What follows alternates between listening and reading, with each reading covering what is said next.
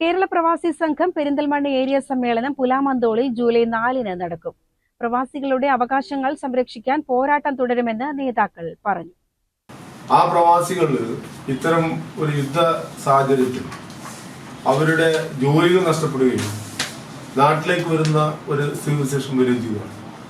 ഇപ്പൊ ഇറാനെതിരായിക്കൊണ്ട് യാതൊരു കാരണവുമില്ലാതെ ഏകപക്ഷീയമായിട്ടുള്ള ആക്രമണം ആയിരക്കണക്കിന് വിദ്യാർത്ഥികൾ ഇറാനിലുണ്ടായിരുന്നതാണ്. അത് ചുരുക്കി പറഞ്ഞു കഴിഞ്ഞാൽ പ്രവാസത്തിന്റെ ക്യാൻവാസ് മാറുകയാണെന്ന് വലിയ രൂപത്തിലുള്ള ഇടപെടലിന്റെ വലിയ ആക്കം കൂട്ടുന്ന ഒരു സാഹചര്യമാണ് ലോകത്ത് ഉരുത്തിരിഞ്ഞു വന്നിട്ടുള്ളത്. അപ്പൊ അതിനൊക്കെ ചെറുക്കുന്നതിന് വേണ്ടിയിട്ടുള്ള ഏറ്റവും വലിയ സംഘടനാ ഇടപെടൽ നടത്തുക എന്നുള്ളതാണ് ഇത്തവണത്തെ സമ്മേളനത്തിന്റെ ഒരു ലക്ഷ്യം.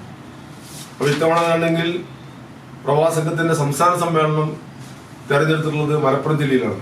ഒരുപാട് പ്രവാസികളെ ക്ഷേമനിധിയിൽ അംഗങ്ങളാക്കാനും സംഘടനയ്ക്ക് കഴിഞ്ഞിട്ടുണ്ടെന്നും നോർക്ക കാർഡ്, ഇൻഷുറൻസ്, മറ്റ് സഹായങ്ങൾക്കുള്ള അപേക്ഷ നൽകുന്നതിന് ഏരിയ 160ഓളം വരുന്ന യൂണിറ്റുകളിൽ മിക്കവയിലും സ്ഥിരമായി ക്യാമ്പുകൾ സംഘടിപ്പിച്ചതായും കേരള പ്രവാസി സംഘം ഭാരവാഹികൾ വാർത്താസമ്മേളനത്തിൽ പറഞ്ഞു. CCN പെരിന്തൽമണ്ണ.